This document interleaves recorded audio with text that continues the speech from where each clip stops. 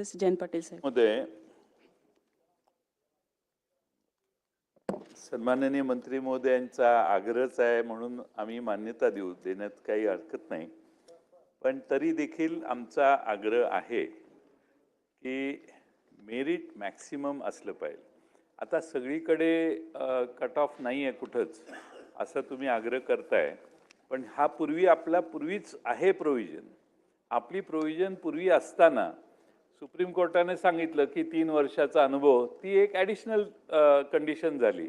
पण आपली मूळची 55% अट आहेच. म्हणून माझी मंत्री महोदयांना विनंती काल होती, आता आज त्यांची विनंतीच आहे म्हटल्यावर मी परत रिपीट करण्याची आवश्यकता नाही. पण जे आपल्याला का एवढं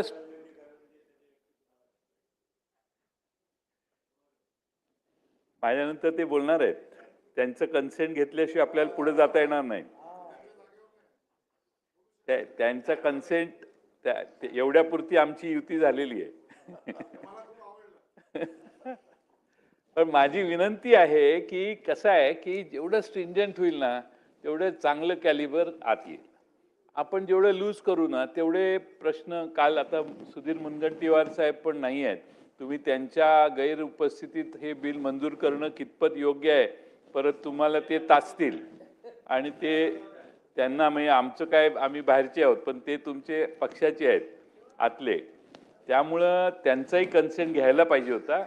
पण काही असलं तरी माझी विनंती आहे, आता शेवटी तुमची सरकार तुमचं आहे, मेजॉरिटी तुमची आहे, पण सरकारच्या बद्दल इम्प्रेशन रॉंग जाऊ शकतं की हे आपलं मेरिट कमी करायला लागलेत, एवढी काळजी आपण घ्यावी. अध्यक्ष महोदय, सन्माननीय सदस्य जयंत पाटील महोदयांना मी सांगू इच्छितो की ही जी 55% अट होती ही देखील 2001ला सर्वोच्च न्यायालयाच्या आदेशानेच आली होती. आणि त्यामुळे आता 20 वर्षाच्या अनुभवानंतर सर्वोच्च न्यायालयाच्या लक्षात आलं की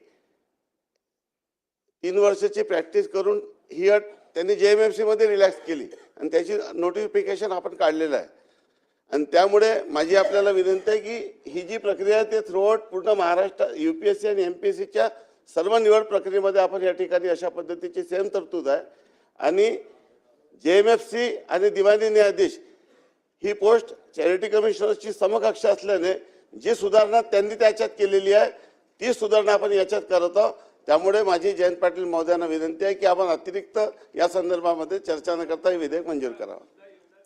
की सुप्रीम कोर्टाने JMFCचा डिसिजन देताना ही 55%ची अट काढा असं म्हटलंय का? असं नाही म्हटलेलं. त्यांनी सांगितलं की 3 वर्षाचा अनुभव असणारी माणसं घ्या. हे 3 वर्षाचा अनुभव आणि इन ॲडिशन टू दॅट असा घ्या की ज्याला 55%च्या पेक्षा जास्त मेरिट आहे. म्हणून मला असं वाटतंय की आले का, म्हणून मला असं वाटतंय की सुधीर भाऊंच्या गैरहजेरीत गडबड करणं हे बरोबर नाही. सुधीर भाऊंचा तो अवमान होईल, कारण ते कधी एवढे बोलत नाहीत. दादांनाही सुधीर भाऊंच्या बरोबर राहावंच लागेल. त्यामुळे मनात असो वगैरे नसो, पण दादा अशा बऱ्याच गोष्टी करतात जे त्यांच्या मनाच्या विरोधी आहेत, तरी ते दादा करत असतात. पण माझी विनंती आहे की सुप्रीम कोर्ट 55% डायल्यूट करा असं म्हणणार नाही. जर सुप्रीम कोर्ट, आता शब्द कुठला वापरायचा परत ते योग्य असेल तर, पण सुप्रीम कोर्ट असं म्हटलं नसेल, असं म्हटलं असेल की 3 वर्षाचा अनुभव असल्याशिवाय घेऊ नका, कारण अनुभव आला असेल की बऱ्याच मिस्टेक्स इमॅच्युअर लोकांच्यात होत आहेत आणि म्हणून 3 वर्षाचा प्रॅक्टिसचा अनुभव प्लस 55% अशा दोन्ही कंडिशन जर स्वीकारल्या तर सरकारची इमेज अशी होईल, सुप्रीम कोर्टात जातील लोक, सुप्रीम कोर्ट म्हणणार आली ये तो अच्छा है, इन्होंने किया है, वो क्या गलत नहीं किया है, तुमचं कौतुक होण्याचा चान्स आहे सुप्रीम कोर्टात. सुप्रीम कोर्ट फार तर असं म्हणेल नाही ती अट काढा, एवढंच होईल, तुमच्यावर काही येणार नाही. पण तुम्ही रिस्क घेतली तर सुप्रीम कोर्टात तुमचं कौतुक होईल. आता गवई साहेब नसले तरी जे दुसरे सूर्यकांत आले तेही कौतुक कदाचित करू शकतील. चान्सेस कमी आहेत पण शक्यता आहे. सन्माननीय अध्यक्ष महोदय, या संदर्भामध्ये आपण JMFC मध्ये देखील रिलॅक्सेशन दिलेलं आहे. म्हणजे JMFC आणि हे दोन्ही कोर्टाच्या निकालानंतर झालेलं तशी अधिसूचना निघालेली आहे. आणि त्यामुळे तिन्ही अपॉइंटमेंटमध्ये विसंगती करणं योग्य नाही आणि त्यामुळे अतिरिक्त चर्चा न करता कृपया विधेयक मंजूर करावं अशी माझी आपल्यास विनंती आहे. मत करा. अरे तुम्ही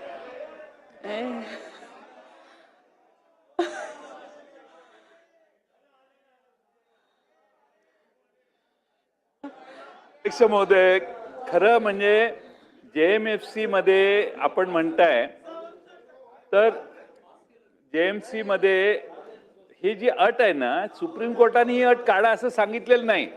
त्यामुळे सुधीर भाऊ आपल्याला कालचं बिल पुन्हा घेतलेलं आहे.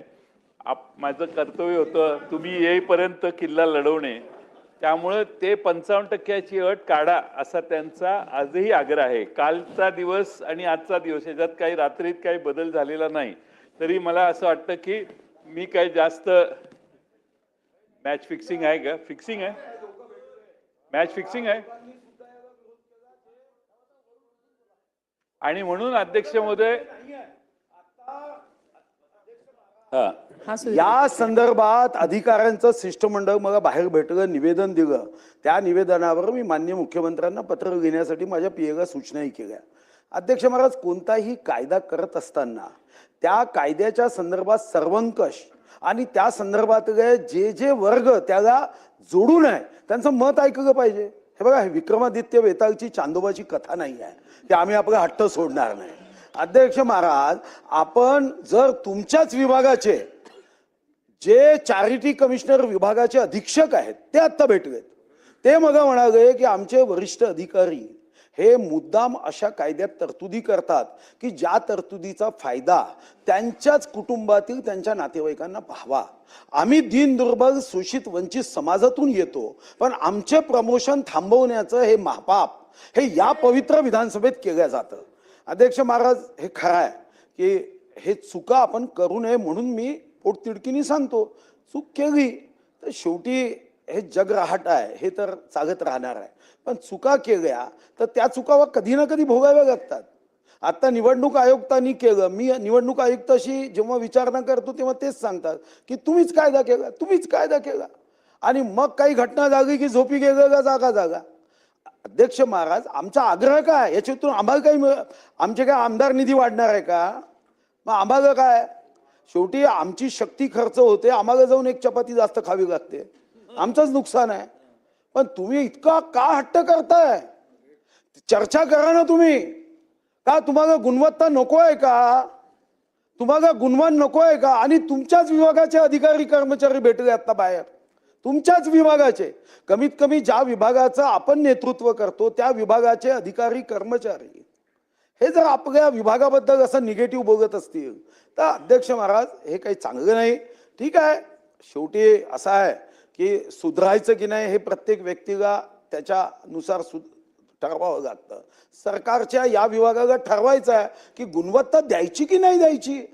आणि मी आता खरं तर आशिष जयस्वालजी माझे जवळचे मित्र आहे, मी काल शोधायला सांगितलं, माझ्याकडे लिस्टही येत आहे की अशा अनेक स्पर्धा परीक्षा आहे की ज्या स्पर्धा परीक्षेमध्ये पर्सेंटेज आहे. काल तुम्ही म्हणाले की असं नाही आहे, अनेक स्पर्धा परीक्षेमध्ये आहे. आणि त्याचं कारण साधं आहे की उद्या स्पर्धा परीक्षा घेणाऱ्यांना उद्या जर तुम्ही मार्किंग सिस्टीमच ठेवली तर लाखो लोक नशिबात मागायला येतील. ते होऊ नये. आता ती सुद्धा लिस्ट मी तुम्हाला देणार आहोत. पण तुम्हाला कोण सांगताय, कोण अधिकारी आहे हे आम्हाला माहीत नाही. की त्यांचा अनुभव हा जास्त असू शकतो, मी असं म्हणणार नाही. पण काही गोष्टी या कॉमन सेन्सच्या असतात.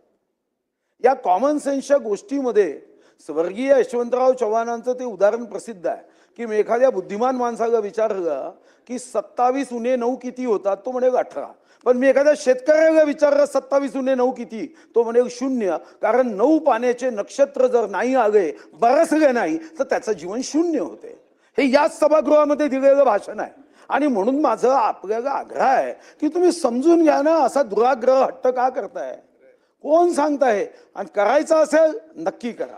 पण शेवटी चित्रगुप्ताच्या वहीमध्ये जे निगेटिव्ह मार्किंग होईल की नाही त्याच्यानंतर मात्र गडबड होईल एवढं सांगतो.